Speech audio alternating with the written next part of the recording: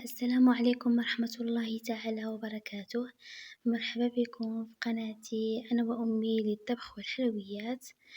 اليوم إن شاء الله هشارك معاكم حليوة بالسكر كلاصي، كتجي لذيذة بزاف واقتصادية وكتوجد في رمشتين. تابعوا معايا المقادير وطريقة التحضير.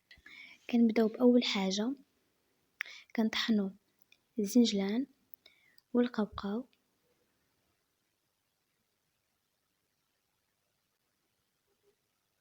وبالنسبة للمقادير كنحتاجو كاس زنجلان وكاس قوقاو، 125 غرام زبدة، كاس سكر كلاصي، كاس زيت، خمارة حمرا والدقيق حسب الخليط. كنقطعو الزبدة طريفات، كنضيفو كاس سكر كلاصي وكاس زيت، كاس زنجلان وكاس قوقاو. بعد ما خلطنا كلشي مزيان نضيفو الدقيق وخمارات الحلوة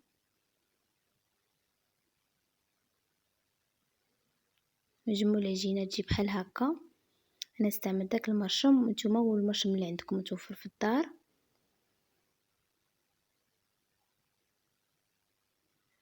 وندخلوهم يطيبوا.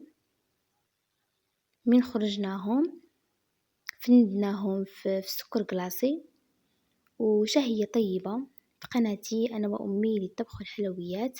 نتمنى إن شاء الله تشجعونا بلي لايك بارطاج أبوني، فعلوا الجرس باش أي حاجة درناها توصلكم، وشكرا لكم بزاف.